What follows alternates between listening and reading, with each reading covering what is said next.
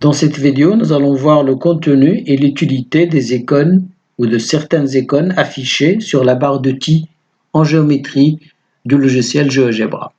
Première icône à gauche, déplacer, ça permet de déplacer un objet déjà représenté. Croquis, ça permet d'esquisser courbe d'une fonction. Stylo, donc c'est pour dessiner. Deuxième icône, point. Donc quand on ouvre, vous voyez, ça permet de placer un point. Point sur objet ou frontière d'un objet. Ça permet de lier ou de libérer un point à un objet, par exemple, à lier un point à une droite ou à un segment. Ça, c'est pour placer le point d'intersection, par exemple, de deux droites ou de deux objets déjà représentés. Ça, c'est pour représenter le milieu, par exemple, d'un segment. Ici, ça permet de représenter une droite. Ça, c'est pour un segment. Et ça, c'est un segment quand on connaît la longueur de ce segment. Demi-droite, ligne brisée, vecteur et là, représentant d'un vecteur. Ici, quand on ouvre, vous avez perpendiculaire. Ça permet de représenter la droite passant par un point et perpendiculaire à une droite donnée. Ça, c'est pour parallèle. Ça permet de représenter une droite passant par un point et parallèle à une droite donnée. Ça, c'est pour représenter la médiatrice d'un segment déjà tracé. Ça, c'est pour la bissectrice d'un angle déjà tracé. Bon, ça, c'est pour les tangentes d'un cercle. Ici, polygone, ça permet de représenter des polygones. On peut tracer un triangle, on peut représenter un rectangle, un parallélogramme, et même un polygone avec plusieurs côtés, parce que poly, ça veut dire plusieurs.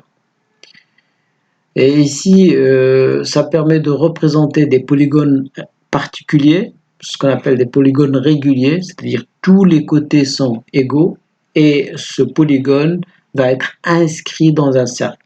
On peut, à l'aide de ça, représenter par exemple un pentagone ou un hexagone, un octagone, etc. Ça permet de représenter des cercles. Ça, quand on connaît le cercle et un point de ce cercle. Ici, quand on connaît le centre et le rayon, ça c'est pour le compas qui permet de placer des mesures. Ça c'est cercle passant par 3 points, demi-cercle, arc de cercle, centre et 2 points, arc de cercle créé par 3 points, secteur circulaire, centre et il faut 2 points. Et ça c'est un secteur circulaire créé par 3 points. Bon, là, c'est ellipse, hyperbole, ça ne nous intéresse pas au collège. Ici, c'est angle, ça permet de mesurer un angle. Et ici, ça permet de représenter un angle dont on connaît la mesure. Ça, c'est distance ou longueur, ça permet de mesurer la distance d'un segment, par exemple. Et ça, c'est pour l'aire, ça permet de donner l'aire d'un polygone ou d'un disque déjà créé. Ça, c'est la pente d'une droite ou d'une demi-droite, qu'on appelle aussi le coefficient directeur. Ici, ça permet de faire des constructions géométriques, surtout ce qu'on appelle des transformations. C'est une symétrie axiale, de tracer ou de placer le symétrique d'un point par rapport à une droite donnée, d'un point donné. Ça, c'est de représenter le symétrique d'un point donné par rapport à un point donné.